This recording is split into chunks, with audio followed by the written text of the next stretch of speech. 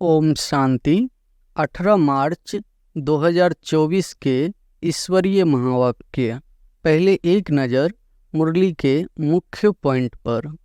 बाबा ने कहा, परमपिता परमात्मा के सिवाय विश्व में शांति स्थापन करने की राय और कोई दे नहीं सकते। काल पर जीत कैसे पाई जाती है, यह जो नॉलेज है वह अमर बनाती है। इससे आयु बड़ी होती है। मृत्यु लोक में है रावण राज्य, अमर लोक में है राम राज्य। देवताओं को कभी अकाल नहीं खाता, वहाँ काल के जमघट होते नहीं। एक खाल छोड़ दूसरी लेती है। इसको कहा जाता है बेहद का वैराग्य। रचयिता बाप को ही आकर अपना और रचना के आदि मध्य अंत का सारा नॉलेज देते हैं और राजयोग भी सिखाते हैं। और फिर बाबा ने कहा, यह भी टॉपिक रख सकते हो कि आदि सनातन सतयुगी देवी देवता धर्म की स्थापना कैसे हो रही है, विश्व में शांति कैसे स्थापन होती है, आकर समझो। सबको मालूम पड़ जाए कि सब जगह ऐसा भाषण चला। इसको कहा जाता है यूनिटी। सारी दुनिया में डिसयूनिटी है। यहाँ तुम जो कुछ भी देखते हो वह सब है इविल। उनको देखते हुए न देखो, सुनते हुए न सुनो। अब जो बाप समझाते हैं वही बुद्धि में रखो। और फिर लास्ट में बाबा ने कहा, बाप आकर याद दिलाते हैं, यह तो 5000 वर्ष की बात है।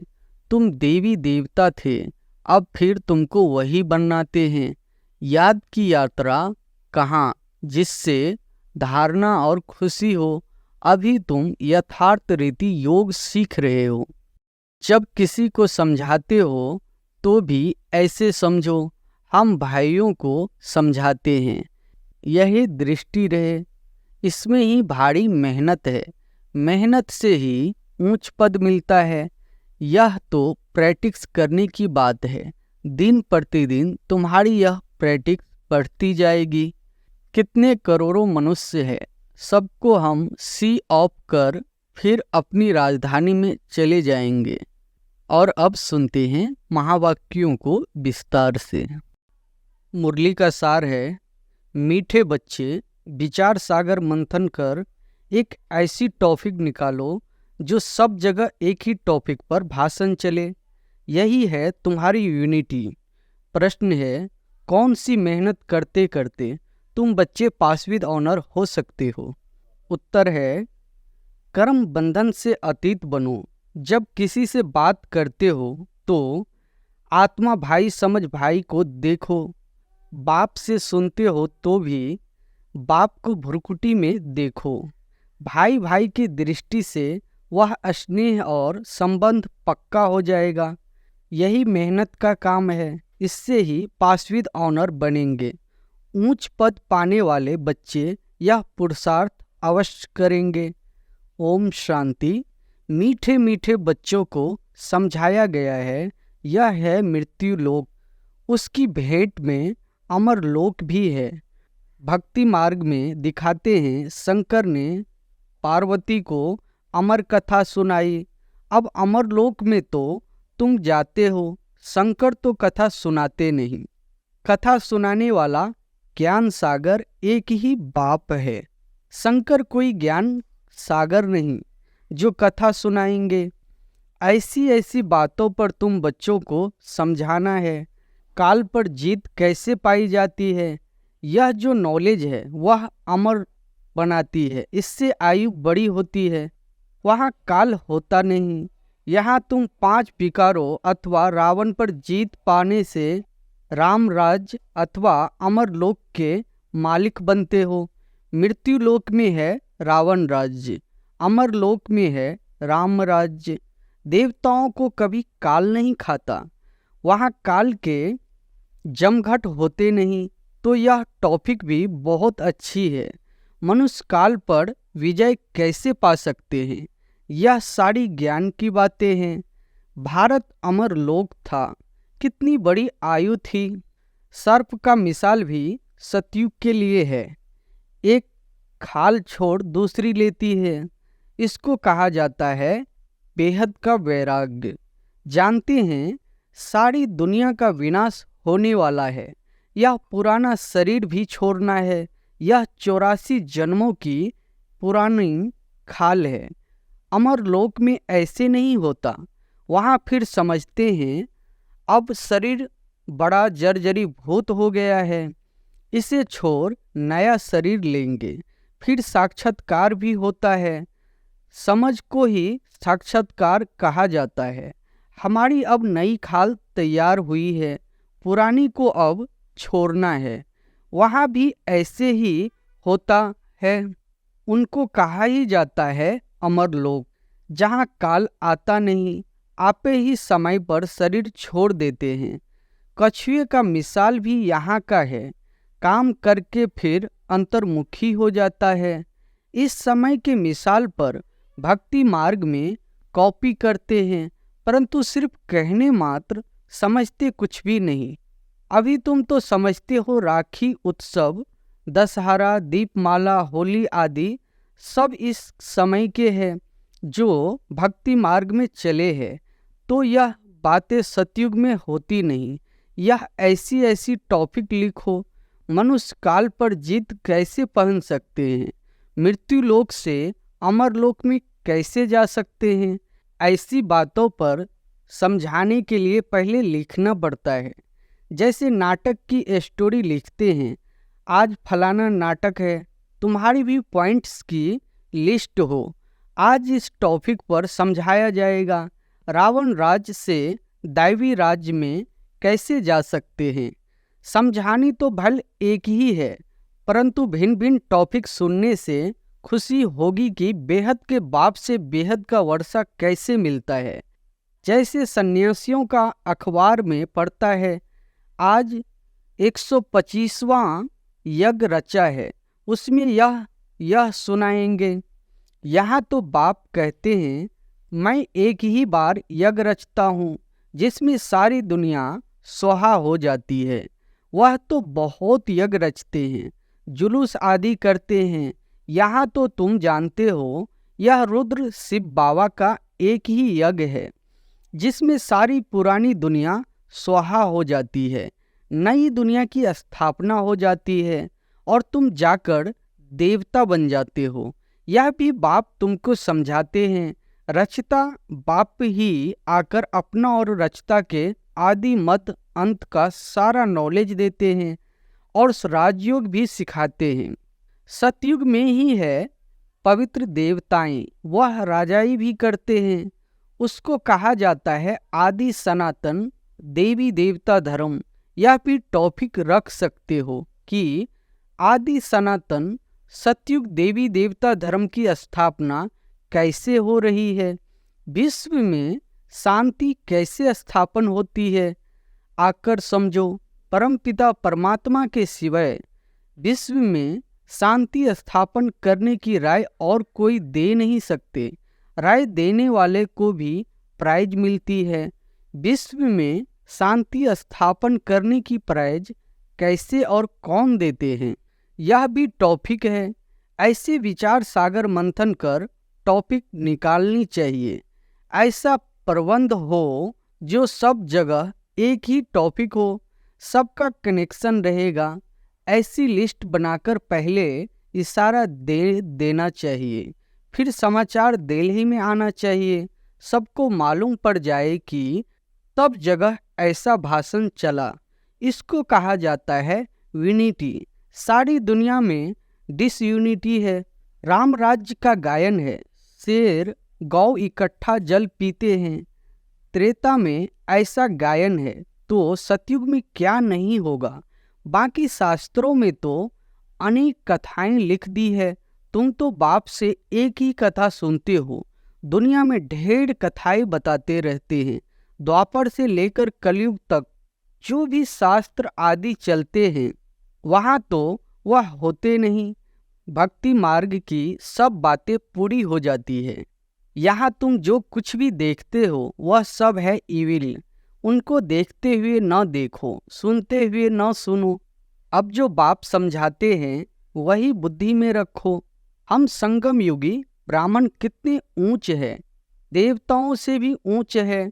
इस समय हम ईश्वरीय औलाद है, धीरे धीरे वृद्धि को पाते रहते हैं। इतनी सहज बात भी किसकी बुद्धि में नहीं आती है। हम ईश्वरीय संतान है तो जरूर स्वर्ग के मालिक होने चाहिए, क्योंकि वह बाप स्वर्ग की स्थापना करते हैं। करोड़ों वर्ष कह देने कारण कोई बात याद नहीं रहती है। बाप आकर याद दिलाते हैं, यह तो 5000 वर्ष की बात है। तुम देवी देवता थे, अब फिर तुमको वही बनाते हैं। सम्मुख सुनने से कितनी खुशी और रिफ्रेशमेंट आ जाती है।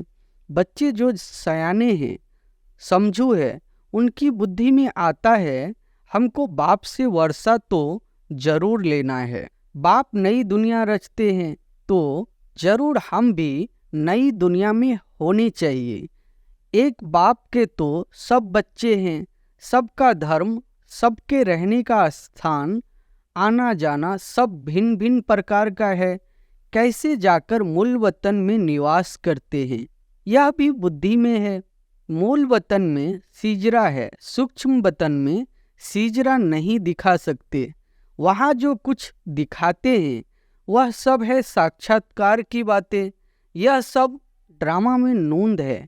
फिर सूक्ष्म वतन में भी जाते हैं, वहाँ मूवी चलती है। बीच में मूवी का भी ड्रामा बनाया था, फिर टाकी बना है। साइलेंस का तो ड्रामा बन न सके। बच्चे जानते हैं हम साइलेंस में कैसे रहते हैं। जैसे वहाँ आत्माओं का सिजरा है, वैसे यहाँ मनुष्यों का है। तो ऐसी ऐसी बातें बुद्धि में रख तुम भाषण कर सकते हो। फिर भी पढ़ाई में टाइम लगता है, करके यह भी समझ जाए, परंतु याद की यात्रा कहाँ, जिससे धारणा और खुशी हो। अभी तुम यथार्थ रीति योग सीख रहे हो। बच्चों को समझाया है सबको भाई भाई देखो। आत्मा का तख्त तो यह है, इसलिए भागीरथ बाबा का सिंहासन भी मशहूर है। जब किसी को समझाते हो तो भी ऐसे समझो हम भाइयों को समझाते हैं। यह दृष्टि रहे, इसमें ही भारी मेहनत है। मेहनत से ही ऊंच पद मिलता है। बाप भी ऐसे देखेंगे। बाप की नज़र भी भुरकटी के बीच में जाएगी। आत्मा तो छोटी बिंदी है, सुनती भी वही है। तुम बाप को भी भुरकटी के बीच में देखेंगे। बाबा भी यहाँ है तो भाई ब्रह्मा की आत्मा भी यहाँ है। ऐसे बुद्धि में रहने से तुम भी जैसे ज्ञान सागर के बच्चे ज्ञान सागर बन जाते हो। तुम्हारे लिए तो बहुत सहज है। गृहस्थ व्यवहार में रहने वालों के लिए यह अवस्था जरा मुश्किल है। सुनकर घर चले जाते हैं, वहाँ का वातावरण ही और है, यहाँ सहज है। बाबा युक्ति बहुत सहज बताते हैं। अपने को आत्मा समझो, बाप को याद करो, यह भी भाई है। इस दृष्टि से कर्म बंधन से अतीत हो जाएंगे। शरीर भी भूल जाता है, सिर्फ बाप ही याद रहता है। इसमें मेहनत करते रहेंगे तब पास विद ऑनर होंगे। ऐसी अवस्था में बिरला ही कोई रहता है। विश्व का मालिक भी वही बनते हैं। 8 रत्नों की माला है ना, तो पुरुषार्थ भी करना है। ऊंच पद पाने वाले कैसे भी करके पुरुषार्थ जरूर करते होंगे। इसमें दूसरी कुछ भी बातें निकलती नहीं है। भाई भाई की दृष्टि स्नेह और संबंध हो जाता है। दृष्टि वह जम जाती है। इसलिए बाप कहते हैं तुमको बहुत गुहिए गुहिए बातें सुनाता हूँ। इसमें अभ्यास करना मेहनत का काम है। यहाँ भी बैठे हो तो अपने को आत्मा समझो। आत्मा ही सुनती है। सुनने वाली आत्मा को तुम देखते हो। मनुष्य तो कह देते आत्मा निर्लेप है, बाकी क्या शरीर सुनता है? यह तो रॉन्ग है। बाप तुमको गुहिए गुहिए बातें सुनाते हैं।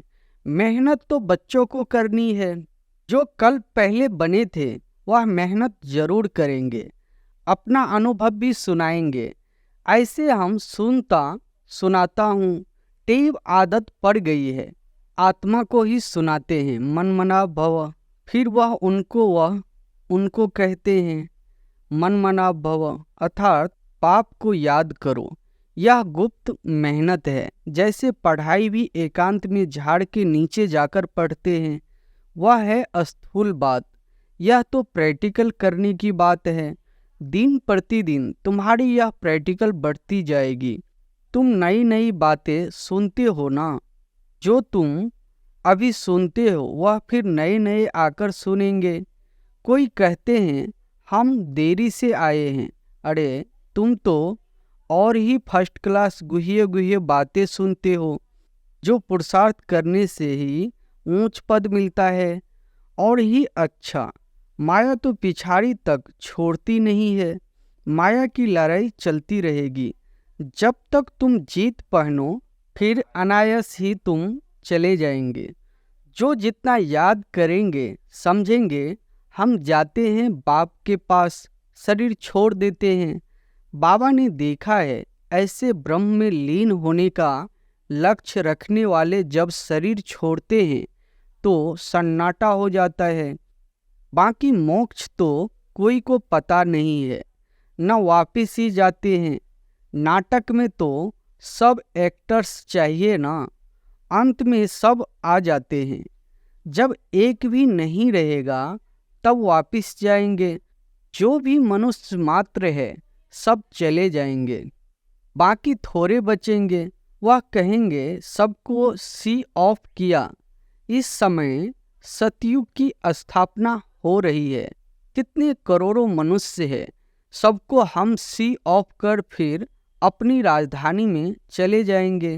वो लोग तो करके 40-50 को सी ऑफ करते होंगे। तुम कितनों को सी ऑफ करते हो? सभी आत्माएं मच्छरों दृष्ट चली जाएगी शांति धाम। तुम आए हो साथ ले जाने और सबको भेजने के लिए। तुम्हारी बातें वंडरफुल है। इतने करोड़ों मनुष्य जाएंगे, उनको सी ऑफ करेंगे, तब वापिस मूल वतन में चले जाएंगे। यह भी तुम्हारी बुद्धि ही काम करती है। धीरे धीरे सिजरा बड़ा हो जाएगा, फिर रुंड माला रुद्र माला बन जाएगी। यह बात तुम्हारी बुद्धि में है कि रुद्र माला रुंड माला कैसे बनती है। तुम्हारे में भी जो विशाल बुद्धि है वही इस बात को समझ सकते हैं। अनेक प्रकार से बात समझाते रहते हैं। याद करने के लिए हम रुद्रमाला में जाकर रुंड माला में आएंगे, फिर नंबरवार आते रहेंगे। कितनी बड़ी रुद्रमाला बनती है, इस ज्ञान को कोई भी नहीं जानते हैं। शुरू से लेकर इस ज्ञान को कोई जानते नहीं। तुम संगम युगी ब्राह्मण ही जानते हो। इस संगम युग को याद करो तो सारी नॉलेज बुद्धि में आ जाएगी। तुम हो लाइट हाउस, सबको ठिकाने पर लगाने वाले। तुम कैसे अच्छे लाइट हाउस बनते हो? ऐसी कोई बात नहीं जो तुमसे लागू न होती हो। तुम सर्जन भी हो, सर्फ भी हो, धोबी भी हो। सभी खूबियाँ विशेषताएं तुम्हारे में आ जाती है। महिमा तुम्हारी भी हो जाती है, परंतु नंबरवार पुरुषार्थ अनुसार जैसे जैसे कर्तव्य करते हो ऐसे ऐसे गायन होता है। बाप तो डायरेक्शन देते हैं, उस पर विचार करना, सेमिनार करना तुम बच्चों का काम है। बाबा कोई मना नहीं करते हैं। अच्छा, बहुत सुनाने से क्या फायदा? बाप कहते हैं मनमना भव। बाबा तुम्हें कितना तारावटी माल खिलाते हैं। अच्छा, मीठे मीठे सिकिलधे बच्चों प्रति माता पिता बाप दादा का याद प्यार और गुड मॉर्निंग। रूहानी बाप की रूहानी बच्चों को नमस्ते। धारणा के लिए मुख्य सार पहली पॉइंट है, सदा नशा रहे कि हम संगम युगी ब्राह्मण देवताओं से भी ऊंच है, क्योंकि अभी हम ईश्वरीय औलाद है। हम मास्टर ज्ञान सागर है। सभी खूबियाँ इस समय हमारे में भर रही है।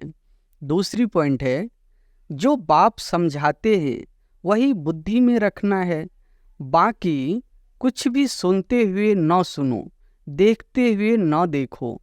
Here no evil, see no evil. वरदान है, ईश्वरीय सेवा द्वारा वैरायटी मेवा प्राप्त करने वाली अधिकारी आत्मा भव। ईश्वरीय सेवा द्वारा वैरायटी मेवा प्राप्त करने वाली अधिकारी आत्मा भव। कहा जाता है, करो सेवा तो मिले मेवा। ईश्वरीय ज्ञान देना ही ईश्वरीय सेवा है। जो यह सेवा करते हैं उन्हें अतीन्द्रिय सुख का, शक्तियों का, खुशी का वैरायटी मेवा मिलता है। आप ब्राह्मण ही इसके अधिकारी हो, क्योंकि आपका काम ही है ईश्वरीय पढ़ाई पढ़ना और पढ़ाना, जिससे ईश्वर के बन जाए। तो ऐसी ईश्वरीय सेवा करने से ईश्वरीय फल के अधिकारी बन गए। इसी नशे में रहो। स्लोगन है, पाप के साथ रहकर कर्म करो तो डबल लाइट रहेंगे। अच्छा, ओम शांति।